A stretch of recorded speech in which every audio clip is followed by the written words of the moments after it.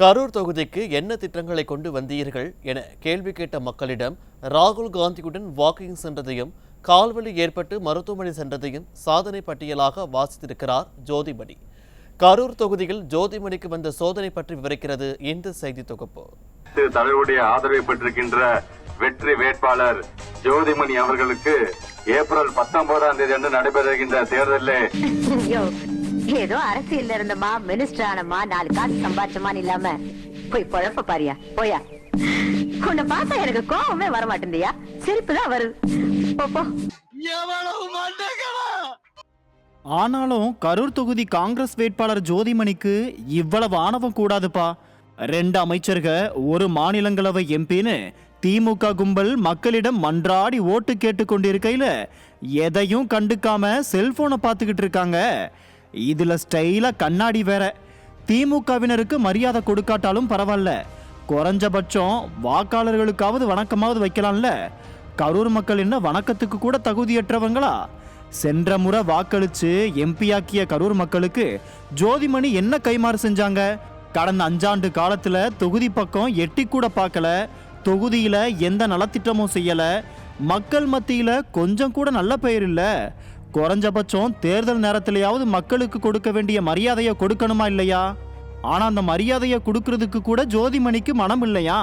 இப்படி திமிரா சுத்திக்கிட்டு இருக்கிற ஜோதிமணிய கரூர் மக்கள் சும்மா விடுவாங்களா? ஜோதிமணிய கரூர்காரங்க சோதிக்கிறாங்க. எங்க போனாலும் இவ்வளவு நாள் எங்க இருந்தீங்க, 5 வருஷமா உங்களை பார்க்கவே இல்லை, எலெக்ஷன் வந்தது வந்துடுவீங்களேன்னு கரூர் தொகுதி வாக்காளர்கள் எல்லாம் ஜோதிமணிய வெளுத்து வாங்கிட்டு இருக்காங்களாம்.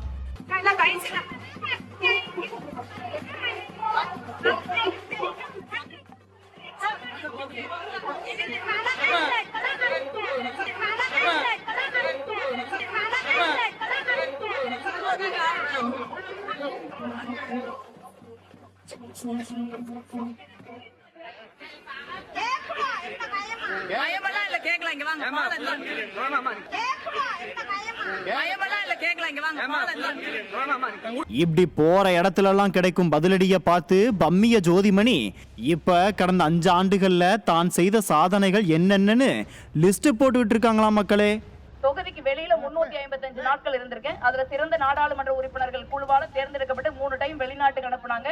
கட்சி பணி, பொது நிகழ்வுகள், தேர்தல் பணி, இந்திய ஒற்றுமை நடைபயணம். தலைவர் மக்களுக்காக கன்னியாகுமரியில இருந்து காஷ்மீர் வரைக்கும் நடந்தாங்க. அப்ப நானும் நடந்தேன். அந்த மாதிரி கூட்டங்கள். அப்புறம் அடிக்கடி 20 இப்படியே அலைஞ்சா என்ன ஆகும், 20 நாள் 30 நாள் பழுகு போட்டுருது, போய் அரசாங்க ஆஸ்பத்திரியில சேர வேண்டி இருக்குது, கால் வலி அது இதுன்னு. இந்த வேலைகளுக்கு நடுவுல தனியா கிடையாது, இந்த வேலைகளுக்கு நடுவுல 162 நாட்கள் திருமணம், கோயில், குடமுழுக்கு உள்ளிட்ட சுபகாரியங்களுக்கு போயிருக்கு. சொல்லுங்க, நாள் எங்க இருக்குது? இதுல 233 நாள் ஒவ்வொரு வருஷத்துக்கு இந்த மாதிரி போட்டிருக்கோம். நம்ம குடும்பம் கிடையாது, குழந்தை கிடையாது, யாரும் கிடையாது. அவங்களுக்காக நம்ம நேரம் செலவிட வேண்டிய தேவையில்லை. அதாவது தொகுதிக்கு என்ன பண்ணீங்கன்னு மக்கள் கேட்க ராகுல் காந்தியோட வாக்கிங் போனதையும் அதனால கால்வலி வந்து மருத்துவமனைக்கு போனதையும் சாதனை பட்டியல்னு வாசிச்சுக்கிட்டு இருக்காங்க ஜோதிமணி. இதுல எனக்கு கல்யாணமாகல, பிள்ளை இல்ல, குடும்பம் இல்லைன்னு வாக்காளர்களை சென்டிமெண்டா பேசி ஏமாத்த பாக்குறாங்க. ஆனா ஜோதிமணியின் இந்த நாடகத்தை கரூர் மக்கள் நல்லாவே புரிஞ்சு வச்சிருக்காங்க. வாக்காளர்களை கொஞ்சமும் மதிக்காம அதிகாரத்தின் முறையில ஆணவத்தோட சுத்திக்கிட்டு இருக்கிற ஜோதிமணிக்கு தக்க பாடம் புகட்ட கரூர் மக்கள் தயாராகிட்டாங்க.